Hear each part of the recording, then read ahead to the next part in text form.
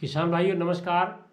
जैसा कि आप जानते हैं कि उत्तराखंड राज्य द्वारा सेब की खेती को बढ़ावा देने के लिए अति सघन सेब बागवानी हेतु राज्य सहायता उपलब्ध कराई जा रही है।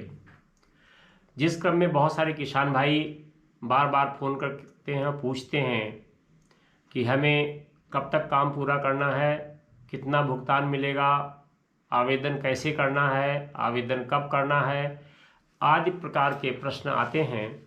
तो मैंने इस वीडियो को इसीलिए बनाया ताकि लोगों को इसकी पूरी जानकारी सोशल मीडिया के थ्रू प्राप्त हो सके, क्योंकि ज़्यादातर लोग आजकल सोशल मीडिया के माध्यम से जानकारी एकत्रित करते हैं। तो सेब की अति सघन बागवानी योजना के अंतर्गत जो इसके पहले जियो लागू था उसमें जो प्रक्रिया थी उसमें कुछ संशोधन हुए हैं और इस वित्तीय वर्ष में उत्तरकाशी जनपद में 1002 किसानों के आवेदन स्वीकृत हुए हैं, जिसमें से कतिपय किसान कुछ काम कर चुके हैं, कुछ काम अभी गतिमान है। तो इसमें 3 तरह के रूट स्टॉक है। रूट स्टॉक का मतलब जड़ भाग, और इसके ऊपर जो प्रजातियां लगती हैं वो कोई भी प्रजाति लगाया जा सकता है। तो तीनों जो रूट स्टॉक हैं इनके अलग अलग रेट हैं और कोई भी किसान भाई किसी भी प्रकार के रूट स्टॉक के लिए आवेदन कर सकता है, जैसी उसकी सहूलियत आवश्यकता हो। मुख्य चीज़ ये है कि किसान भाई एक विभाग का एक पेज का आवेदन है जो अपने नज़दीक के उद्यान सचल दल केंद्र से प्राप्त कर सकते हैं, जिसका विज्ञापन विगत वर्ष हमने जुलाई में किया था दैनिक जागरण अमर उजाला में। इस वर्ष भी हम करेंगे इस वित्तीय वर्ष के लिए। तो विगत वर्ष में किसानों ने अप्लाई किया था, आगामी वर्ष के लिए भी किसान भाई उसी प्रार्थना पत्र पर आवेदन कर सकते हैं। अब जो रूट स्टॉक वाइज इसकी सब्सिडी है और जो इसकी दरें हैं जो इसमें काम करने हैं उसके बारे में जानकारी ये है कि सबसे ज़्यादा जो खर्चीला रूट स्टॉक है वो है M9 रूट स्टॉक, और इस रूट स्टॉक में 1 एकड़ के लिए, 1 एकड़ का मतलब 20 नाली के लिए मानक हैं, और ये मानक है 1 एकड़ के लिए 12,36,500। इस 12,36,500 में जो पौधे लगते हैं वो 900 पौधे लगते हैं, और इसमें कुल 10 मद हैं। 10 मदों में किसान भाई को काम करना होता है। तो इसमें जो पहला मद है वो लैंड प्रिपरेशन और डेवलपमेंट, भूमि की तैयारी जिसको बोलते हैं, वो 40,000 रुपये हैं। और जो गड्ढा खुदान करके जो उनको बेड बनाना है, मिट्टी भरना है, इसके लिए 60,000 रुपये का मानक है। और जो पौधों की कीमत है वो 2,70,000 के पौधे हैं, 900 पौधे हैं जिनकी कीमत 300 प्रति पौधा है, और इनकी जो दूरी है वो लाइन से लाइन की दूरी 2.25 मीटर है, और पौधे से पौधे की दूरी 2 मीटर है। इसमें जो है कंपोस्ट खाद आदि के लिए फर्टिलाइजर जो भी किसान भाई उसमें उपयोग करते हैं उसके लिए 45,000 का मानक है, और जो पौध रक्षा रसायन है उसके लिए 5,000 है। टेली सिस्टम के लिए 3,52,000 है। सिंचाई के लिए माइक्रो इरिगेशन लगाने के लिए 47,500 है।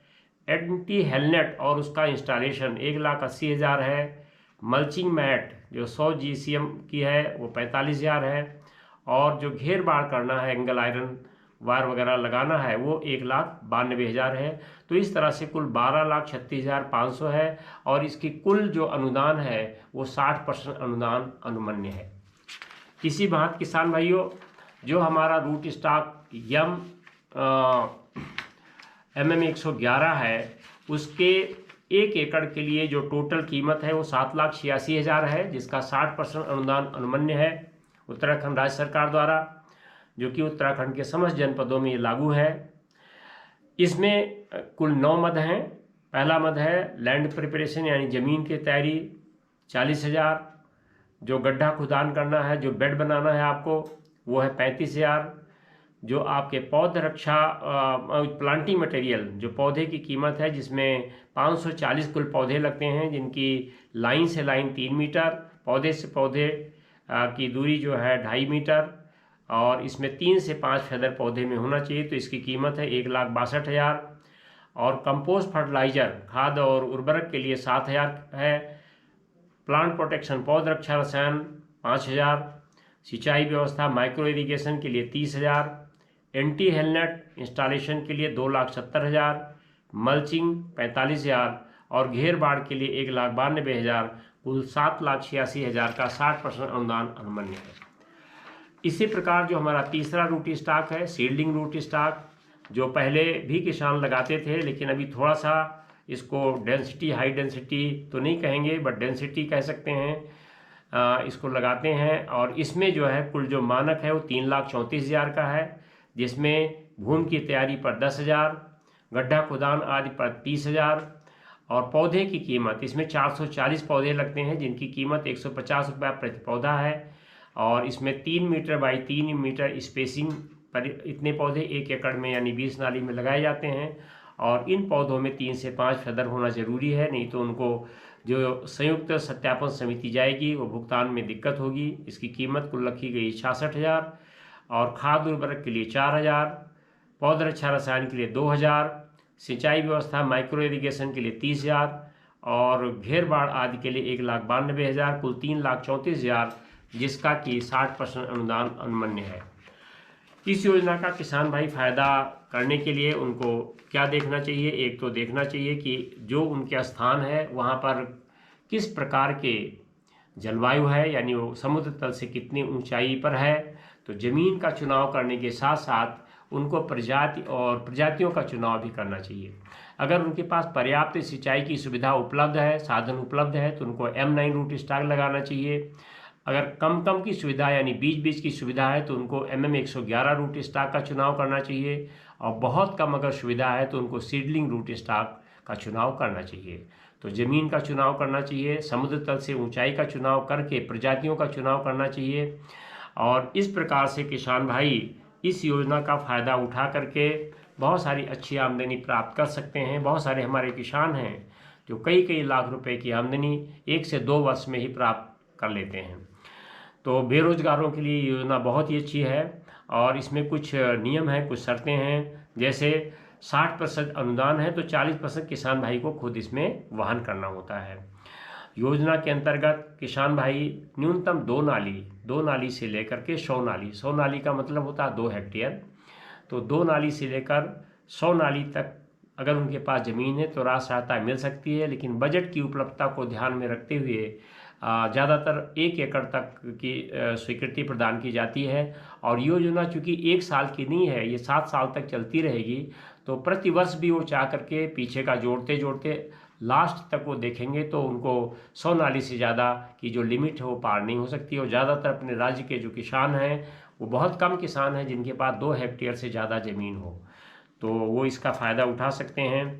किसानों के परिक्षेत्र पर सेब की अति सघन बागवानी है तो विभाग, फर्म अथवा संस्था का भी चुनाव कर सकता है। यद्यपि इस वर्ष अभी संस्था का चुनाव नहीं हो पाया है तो किसान भाई खुद लगाएंगे, लेकिन आगामी वर्षों में सरकार ऐसे जो बगीचे हैं उनकी स्थापना के लिए कुछ विशेषज्ञ जो लोग हैं जिनका जो पहले से ये काम कर रहे हैं, जिन्हें ज्ञान और अनुभव है, उनका चुनाव कर सकती है। और चुनाव होने की दशा में किसान भाई उनसे भी बगीचे लगवा सकते हैं। 40% पैसे उनको देना पड़ेगा, 60% उनको राज्य सरकार जो संस्था करेगी। अगर वो संतोषजनक कार्य पाया जाएगा तो उसको करना पड़ेगा। जो किसान भाई राज्य से बाहर की नर्सरियों से पौधे लाते हैं और कई बार तो विदेश से लाते हैं तो उनको क्वारंटाइन प्रमाण पत्र प्रस्तुत करना होगा। और बाहर की नर्सरी से अगर पौधे लाते हैं राज्य से बाहर से, तो अपने पौधों के बिल के साथ नेशनल हार्टिकल्चर बोर्ड द्वारा एक्रीडेटेड जो सर्टिफिकेट है, प्रमाण पत्र है, वो संलग्न करना जरूरी होगा, जिसके अभाव में उनको भुगतान नहीं मिल पाएगा। अगर राज्य की नर्सरी से पौधे खरीदते हैं किसान भाई तो उसका पंजीकरण प्रमाण वो नर्सरी रजिस्टर्ड है कि नहीं है उसका सर्टिफिकेट उस बिल के साथ लगाना अनिवार्य है, जिसके अभाव में भुगतान होने में दिक्कत होगी। क्योंकि उत्तराखंड राज्य में नर्सरी अधिनियम लागू है और जिसमें कोई भी नर्सरी वाला अगर किसान भाई के साथ कोई धोखाधड़ी करता है, कोई गलत प्रजाति देता है, लिखता बिल में कुछ और है और मौके पर कुछ और होती है, तो उसके ऊपर एक कानूनी प्रक्रिया के लिए अधिनियम लाया गया है। तो इस बात को मद्देनज़र रखते हुए बिल के साथ जो है नर्सरी का पंजीकरण प्रमाण पत्र पाया जाना यानी लगाना बहुत ज़रूरी है। अगर कोई किसान भाई विभागीय दर है उस दर से अधिक कीमत पर पौधे खरीदते हैं तो क्या होगा कि किसान भाई जो है खरीद तो सकते हैं, लेकिन उनको जो अनुदान मिलेगा वो जो विभागीय नॉर्म है 60%, यानी अगर 3 लाख का पौधा है तो उसका 60% कितना हुआ, क्षेत्रीय 18, 1,80,000, तो 1,80,000 तक ही अनुदान मिल पाएगा। क्योंकि बाज़ार में बहुत सारे किसान भाई हैं जो इससे जो विभागीय दर है 300 रुपया प्रति पौधा, जो M9 रूट स्टॉक एवं 111 का है, उससे ज़्यादा कीमत के पौधे क्रय करते हैं। और कई तो जो विदेश से पौधे कतिपय नर्सरियाँ आयात करती हैं उनसे भी क्रय करते हैं, उनकी कीमत कई बार 600-700 रुपया होती है। तो उस हिसाब से उनको अनुदान नहीं दिया जाएगा। इस बात को भी किसान भाई को अपने संज्ञान में रखना चाहिए। इस कार्यक्रम को क्रियान्वित करने के लिए जिला स्तर पर क्रियान्वयन और अनुश्रवण समिति बनी है, जिसकी जिलाधिकारी महोदय अध्यक्ष हैं और कुछ 1-2 प्रगतिशील किसान भी इसके सदस्य हैं। नाबार्ड के जो बैंक मैनेजर हैं वो भी सदस्य हैं। मुख्य विकास अधिकारी इसके उपाध्यक्ष हैं। मुख्य जिला उद्यान अधिकारी या जिला उद्यान अधिकारी इस योजना के सदस्य सचिव हैं। तो ऐसे 8-10 सदस्यों की इसकी समिति है जिनके द्वारा इसके क्रियान्वयन के लिए जो है समय समय पर रणनीति अपनाई जाती है। इस योजना को अगर किसान भाई फ़ायदा उठाते हैं, इसमें आते हैं, तो क्या फ़ायदा उनको कि राज्य में जो सेब का उत्पादन है, उत्पादकता, इन दोनों में वृद्धि होने वाली है। चूँकि हाई डेंसिटी में कम क्षेत्र में ज़्यादा पौधे लगाए जाते हैं और जिसके कारण प्रति इकाई ज़मीन से अधिक उत्पादन प्राप्त होता है। साथ ही साथ ये जो पौधे हैं जो हमारे रूट स्टॉक के, चाहे M9 हो चाहे MM111 हो, ये अन्य के अपेक्षा बहुत जल्दी फल देते हैं। तो जल्दी फल देने की वजह से किसान भाई को जल्दी आय प्राप्त हो जाती है, बहुत लंबे समय तक उनको प्रतीक्षा नहीं करना पड़ता है। साथ ही साथ जो M9 रूट स्टॉक है वो वही किसान भाई लगाएं जिनके पास पर्याप्त पानी की व्यवस्था है। अगर पर्याप्त पानी व्यवस्था नहीं देते, चूँकि इनके रूट स्टॉक जो होते हैं, जड़ होती है, झखड़ा जड़ इसमें होती है, मूसला जड़ होती नहीं है, तो इनको पानी की ज़्यादा ज़रूरत रहती है। लेकिन ऐसी ज़मीन भी अच्छी नहीं होती जहाँ पर जल भराव हो। जल भराव की दशा में इसमें जड़ सड़न की बीमारी लग जाती है और पौधे सूख जाते हैं। तो ज़्यादा उत्पादन प्राप्त होता है, कम ज़मीन में ज़्यादा उत्पादन प्राप्त कर सकते हैं, जल्दी उत्पादन प्राप्त कर सकते हैं। और इससे बहुत सारे 45 से 50 हज़ार लोगों का रोजगार सृजन पूरे प्रदेश में संभावित है। और जिसमें उत्तरकाशी जनपद में सर्वाधिक बगीचे इस समय लगाए जा रहे हैं। पर्वतीय क्षेत्रों में स्वरोजगार विकसित होने से पलायन में कमी आएगी और लोग अपने घर पर ही रह करके अच्छी आमदनी प्राप्त कर सकते हैं। अब इस योजना के अंतर्गत जो भुगतान की एक प्रक्रिया है कि भुगतान कैसे कैसे किया जाएगा, तो इस संबंध में भी बहुत सारे किसान भाइयों को शंका रहती है और वो अपने सवाल जहां भी संभव होता वो जानना चाहते हैं। तो इसके बारे में ये है कि कार्य जब किसान भाई पूरे कर लें, उसके बाद जो है जिस भी फर्म से वो सामग्री खरीदेंगे, निवेश खरीदेंगे, जो इंफ्रास्ट्रक्चर से संबंधित सामान है, जिसमें हो सकता है कि पोल हो और हो सकता है वायर हो और हो सकता है उनको ड्रिप लेना है, मल्चिंग लेना है, एंटी हेलनेट लेना है, तमाम सारे जो हमारे सामान हैं, जो इंफ्रास्ट्रक्चर से संबंधित सामान हैं, वो लेंगे। तो ये ध्यान में रखना है कि जीएसटी युक्त जो सामान होता है, यानी ऐसी फर्म जिसके पास जीएसटी बिल हो, वैध जीएसटी बिल हो, गलत जीएसटी बिल ना हो, तो वो ऐसे फर्मों का ही बिल स्वीकार किया जाएगा। राज्य सरकार, जो लोग जीएसटी पे नहीं करते, राज्य सरकार के कर की चोरी करते हैं, ऐसे लोगों द्वारा अगर कोई बिल प्रस्तुत की जाती है और किसान भाई को यही राय दी जाती है किसान भाई ऐसे फर्मों से कोई बिल ना लें, क्योंकि राज्य का कर चोरी करना अच्छी बात नहीं होती है। तो जीएसटी युक्त बिल प्राप्त कर लेंगे और प्राप्त करने के बाद जब उनका काम पूरा हो जाए तो जो भी उनके नज़दीकी उद्यान संचल दल केंद्र है उनको सूचित करेंगे और समस्त औपचारिकताएं भी पूर्ण कर लेंगे और उनको अवगत कराएंगे कि मेरा काम पूरा हो गया है। और जो प्रभारी उद्यान संचल दल केंद्र हैं वो एक बार सरसरी निगाह से इसका अवलोकन भी करेंगे।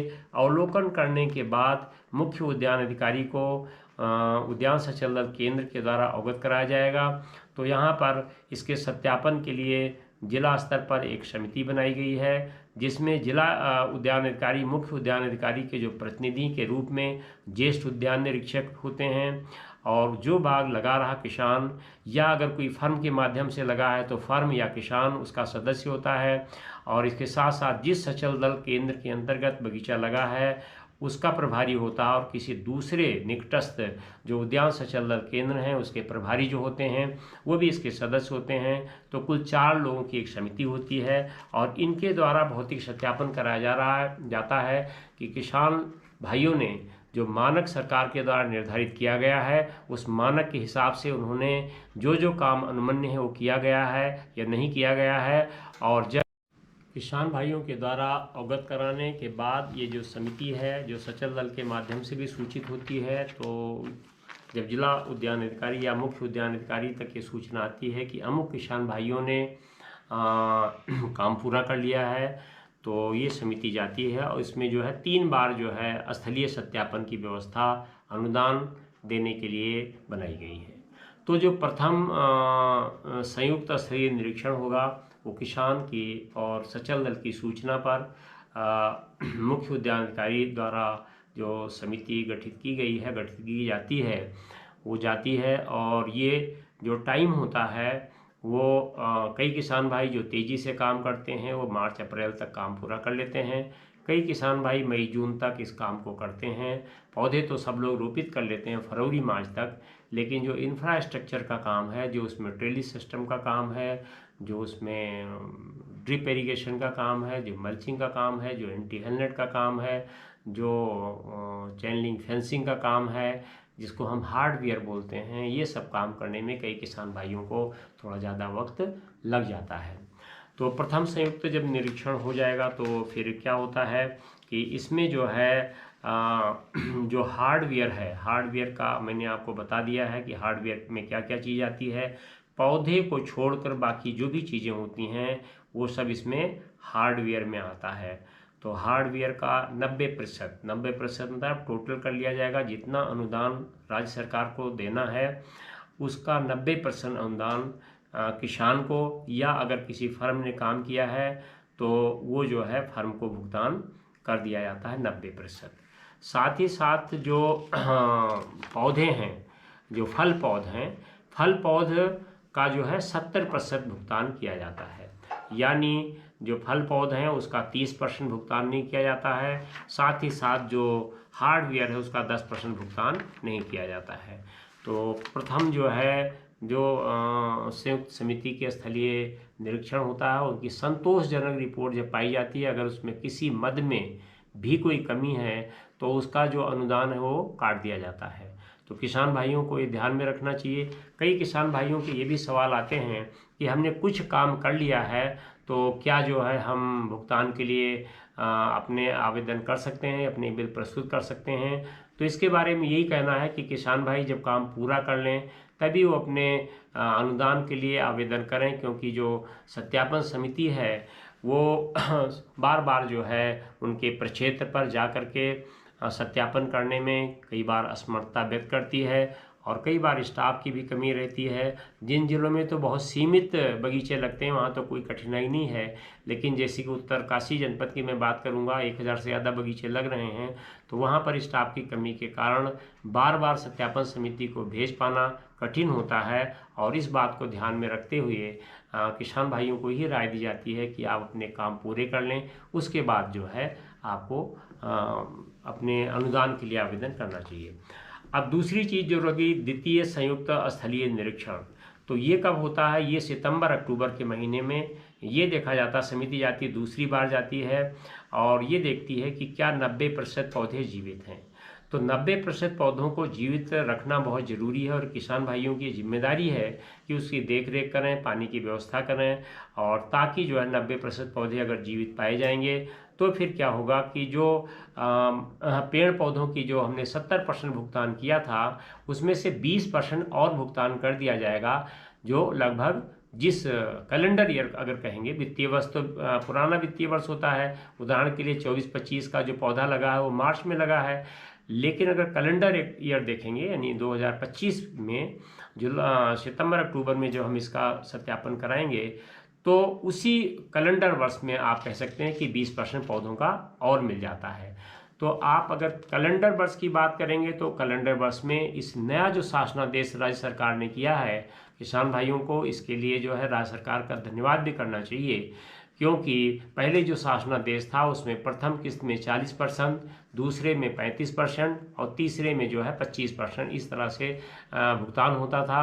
अभी क्या है कि अभी जो है इंफ्रास्ट्रक्चर का पूरा 90% प्रथम किस्त में और 70% पौधों का मिल जा रहा है। तो किसानों को इससे सुविधा होगी। बहुत सारे किसान भाई गरीब हैं और बहुत सारे किसान भाई लोन भी लेते हैं, बहुत सारे किसान भाई उधार भी लेकर के अपने बगीचे स्थापित कर रहे हैं। तो उसमें जो है ये जो नई व्यवस्था सरकार ने दिया है भुगतान की 3 किस्तों में, उससे बहुत सहूलियत होने वाली है। यानी प्रथम वर्ष में, प्रथम वर्ष का मतलब वित्तीय वर्ष की बात हम नहीं करेंगे, हम बात कर रहे हैं कैलेंडर ईयर की। जैसे 2025 मार्च में लगाया है तो ये मार्च जो है ये 24-25 में आता है और 1 अप्रैल से 25-26 शुरू हो जाता है। लेकिन 2025 के सितंबर अक्टूबर के बाद नवंबर तक उनको जो है जो पौधे की कीमत 20% बची थी वो दे दी गई है। अब जो बात आती है तृतीय संयुक्त निरीक्षण की, ये कब होगा?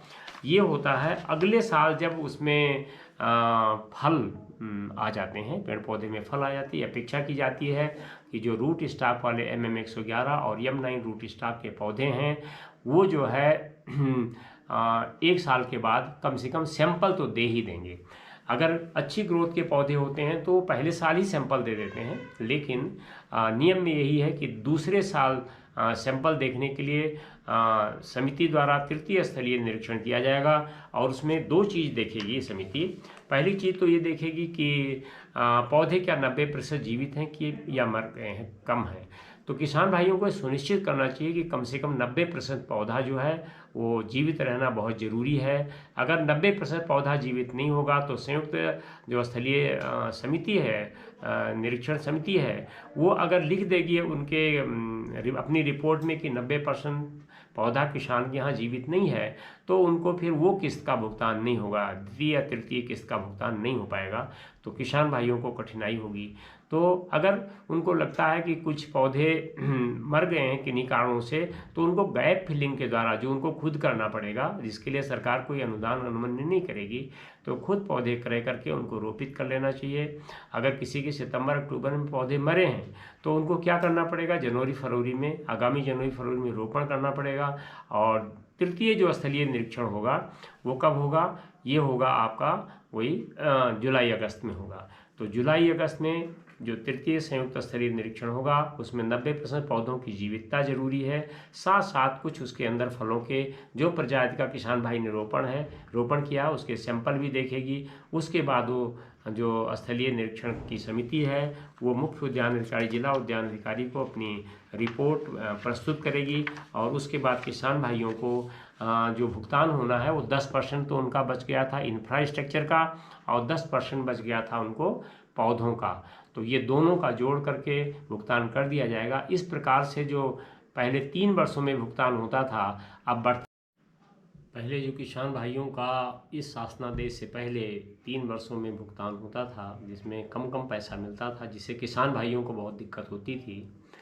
तो ये जो है अब आसान किस्तों में भुगतान हो जाएगा और किसान भाई को पहले ही किस्त में पर्याप्त जो अनुदान की धनराशि है वो मिल पा रही है।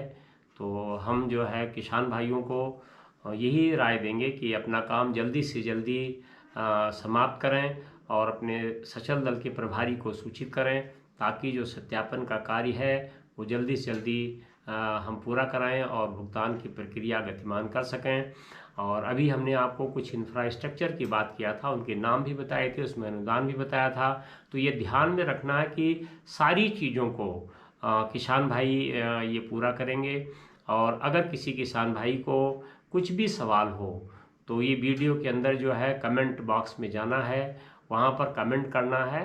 तो उनको अगर कुछ ऐसा लगता है कि हमने जो जानकारी दी है वो कुछ कम है, उनको और जानकारी चाहिए तो कमेंट करेंगे और कमेंट के अंदर उनको जो है उनके जो भी सवाल होंगे उसकी जानकारी पूरी दे दी जाएगी। और अभी हम क्या करेंगे, एक बगीचे में चलेंगे और वहाँ पर जो इंफ्रास्ट्रक्चर क्या क्या लगाए जाते हैं उसके बारे में भी हम उनको जानकारी देने वाले हैं। धन्यवाद। किसान भाइयों, जैसा कि हमने आपको बताया था कि जो इंफ्रास्ट्रक्चर होता है इस योजना के अंतर्गत, वो मैं आपको बगीचे में चलकर ही दिखाऊंगा। तो ये आप देख पा रहे हैं एक बगीचा लगा हुआ है और ये लगभग 2-3 साल पुराना बगीचा है और इसमें काफ़ी अच्छी फ्रूटिंग हो रखी है। आप देख पा रहे हैं फ्रूट सेट हो गया है, क्योंकि ये बगीचा जो है लगभग अगर बोलेंगे तो 1100 मीटर पर है और यानी लगभग 3,500-4,500 फुट की ऊंचाई पर है। गंगा नदी के किनारे है, उत्तरकाशी में है। तो मैं इसलिए यहाँ पर आया ताकि आपको ये बता सकूं कि जो इंफ्रास्ट्रक्चर है उसकी क्वालिटी कैसे मेंटेन की जाती है। तो सबसे पहले आप इधर ध्यान दीजिए, ये तो अपना टेली सिस्टम का पोल है और ये पोल लगभग 2 इंच का होना चाहिए। अगर इसमें कोई कंजूसी करेंगे तो आपका 25-30 साल तक ये साथ नहीं देने वाला है, इस बात को ध्यान में रखना है। और इसकी ऊंचाई लगभग 15 फुट होना चाहिए और 3 फुट के आसपास इसको ज़मीन के नीचे आपको गाड़ना चाहिए अच्छी तरह से। सीमेंट लगा करके यहाँ पर आप देखिए सीमेंट लगाकर अच्छी तरह से ग्राउट किया गया है। अगर ये ग्राउट नहीं करेंगे तो हल्की सी भी हवा आएगी तो ये क्या होंगे, पौधे उड़ जाएंगे। और चूँकि ये पौधे की जड़ मजबूत नहीं होती है, इसमें भोजन की जड़ तो बहुत अच्छी होती है जिसको हम झखड़ा जड़ बोलते हैं, और ज़्यादा भोजन की वजह से ही जो फलों की गुणवत्ता है वो अच्छी होती है, कलर अच्छा होता है, मार्केट में रेट अच्छा मिलता है। लेकिन उसकी एक बुराई ये है कि इसमें मूसला जड़ नहीं होती है, और मूसला जड़ ना होने की वजह से हल्की हवा में पौधे गिर जाते हैं। तब किसान भाई को 5 साल 10 साल के बाद अगर तूफान आया और गिर गए तो बहुत तकलीफ़ होगी। तो इसलिए बहुत अच्छी तरह ग्राउट करना है, और ग्राउट करने के बाद इसको आप देख पा रहे होंगे एक तार यहाँ से ले गए हैं और एक तार यहाँ से ला करके बहुत अच्छी तरह इसको भी सीमेंट के साथ ग्राउट किया गया है, ताकि जब हवा चले या ज़्यादा लोड हो पौधों का तो ये जो है डैमेज ना हो जाए, इसलिए इसको भी करना बहुत ज़रूरी है। तो ये आपने इसको टेली सिस्टम का पार्ट है। अब आप इसमें देख पा रहे होंगे कि वायर कितने हैं, तो 1 2 3 4 5 एक्चुअली वायर होते हैं। एक ऊपर वाला वायर देख पा रहे होंगे आप, एक उसके बाद 1 2 3 4 यानी 4 वायर तो ऐसे हैं जिसमें जो नीचे वाला वायर है ये जो है अपना ये पाइप के लिए है, इसके सिंचाई पाइप के लिए, ड्रिप के लिए लगाया गया है। अभी आगे चल कर और आपको दिखाएंगे। तो इसमें 5 तो इस तरह से high tension wire, HT wire इनको बोलते हैं, तो HT वायर लगानी चाहिए इस तरह से। और ये आप देखिए कितना अच्छी तरह से इसमें इस समय फ्रूट सेटिंग हो रखी है, और इसमें 4-4 5-5 हैं। तो अभी मैंने किसान भाई को यही राय दे रहा हूँ कि इसकी बहुत जल्दी क्या कर लें, थिनिंग कर लें, क्योंकि इतने फल नहीं लेने, इतने फल लेंगे तो पौधों की ग्रोथ के ऊपर बुरा प्रभाव पड़ता है। और ये आप देखिए ये लगा हुआ है, ये तार है, और इसी तार के साथ साथ ये ड्रिप सिस्टम लगा हुआ है, ये भी इसी का पार्ट है। और इसके आगे अगर आप देखते हैं तो यहाँ पर जो अपना इंफ्रा का सिस्टम है, उस इंफ्रा में जो है एक ये चीज़ होती है जिसको हम क्या बोलते हैं, मल्चिंग बोलते हैं। तो किसान भाई ने इसकी उठी हुई बेड बनाया है, और उठी हुई बेड को जो है मल्चिंग से ढक रखा है। तो इससे क्या क्या फ़ायदे होते हैं, एक तो नमी इसमें मेंटेन रहती है, नमी बनाए रखते हैं, साथ ही साथ इसमें ज़्यादा ज़रूरत से ज़्यादा खरपतवार नहीं उगते, और जो इसमें भोजन दिया है, न्यूट्रिशन दिया है, ये पूरा का पूरा पौधे को ही मिलता है। तो इसलिए जो है ये भी इसी का पार्ट है। नेक्स्ट जो इंफ्रा का पार्ट है वो ऊपर देखिए आप, बहुत अच्छे क्वालिटी का किसान भाई ने हमारे एंटी हेलमेट लगाया है, क्योंकि ये समय ऐसा चल रहा है कि ओला कभी भी पड़ जाता है, और अगर ओला पड़ेगा, सब कुछ करने के बाद, फ्रूटिंग अच्छा होने के बाद, फ्लावरिंग होने के बाद, पॉलिनेशन के बाद, फ्रूट सेटिंग के बाद अगर ओला पड़ेगा तो क्या होगा, सारा पौधे की जो फल है, जो पत्तियां हैं, वो झड़ जाएंगी, डैमेज हो जाएंगी, और जिसकी वजह से किसान को कोई आमदनी नहीं होगी। साथ साथ अभी आपको एक चीज़ देखते हैं, ओवर फ्रूटिंग। इसमें क्या होता है, ओवर फ्रूटिंग होती है। बाकी जो सीडलिंग रूट स्टॉक वाले होते हैं उसमें जो है दिक्कत होती है कि पॉलिनेशन कराएं तब इतना फ्रूट सेट होता है। इसमें दिक्कत क्या होती है कि ज़रूरत से ज़्यादा, अभी आप इसमें देखेंगे तो 20-25 जो फल हैं वो एक ही जगह आ गए। तो इसको क्या करना है, जो कमज़ोर फल हैं उसकी थिनिंग करना है, उसको तोड़ देना है, और यहाँ पर ज़्यादा से ज़्यादा 3-4 दाने अगर किसान भाई लेते हैं तो फिर क्या होगा, इनको अच्छी साइज भी, जैसे ये बहुत बढ़िया साइज है तो इसको हम रहने देंगे, इसको भी हम रहने देंगे, इसको हम हटा रहे हैं। और ये वाला देखिए आप, इसको भी हटा रहे हैं, कमज़ोर है, इसको भी हटा रहे हैं, इसको भी हटा रहे हैं। तो 5-6 दाना यहाँ पर किसान भाई ज़्यादा ले सकते हैं। इसके साथ साथ जो इंफ्रा का पार्ट है, इंफ्रास्ट्रक्चर का पार्ट है, वो आप देख पा रहे हैं यहाँ पर घेरबाड़, चैन लिंक फेंसिंग है। और ये चैन लिंक फेंसिंग आप इधर से दिखा दीजिए, ये चैन लिंक फेंसिंग किसान भाई ने किया है। साथ ही साथ इसके ऊपर उन्होंने जो है सोलर फेंसिंग भी किया है, करंट भी डाला है, क्योंकि इस इलाके में बंदर बहुत ज़्यादा आते हैं और बंदरों से फसल को नुकसान ना हो जाए, इसलिए किसान भाई ने चारों तरफ क्या किया है, फेंसिंग किया है। और इस योजना में फेंसिंग का पैसा प्रावधानित किया गया है ताकि किसान भाई को जानवरों से सुरक्षा भी करना बहुत ज़रूरी है। इसी के साथ साथ एक चीज़ आप देख पा रहे हैं कि किसान भाई कुछ सालों तक इसके अंदर इंटर क्रॉपिंग कर सकते हैं। तो इंटर क्रॉपिंग में क्या क्या कर सकते हैं इस पर हम बाद में एक दिन वीडियो बना के आपको दिखाएंगे, लेकिन फ़िलहाल आपको ये देखना, किसान भाई ने इसमें 3 लाइन में स्ट्रॉबेरी लगाया है और इसी साल स्ट्रॉबेरी लगाया है। और ये स्ट्रॉबेरी के पौधे भी उद्यान विभाग के द्वारा दिए गए हैं और प्रतिवर्ष जो है सितंबर अक्टूबर के महीने में ये दिए जाते हैं। और ये क्योंकि इस समय टूरिस्ट सीजन है और टूरिस्ट लोग यहाँ पर आ रहे हैं, तो उनको बिक्री करने के लिए बहुत सुविधा रहती है। तो इस तरह से यहाँ से वहाँ तक देखिए, दूर तक आप देखेंगे पूरी लाइन में ऐसे हर 2 लाइन के बीच में किसान भाई ने ये लगाया है इंटरक्रॉप के रूप में स्ट्रॉबेरी। तो स्ट्रॉबेरी बहुत अच्छा फल है और इस समय जब ये पकता है उसी समय टूरिस्ट सीजन होता है, तो साथ ही साथ इसकी स्ट्रॉबेरी की बिक्री करके किसान भाई अच्छी आमदनी प्राप्त कर सकते हैं।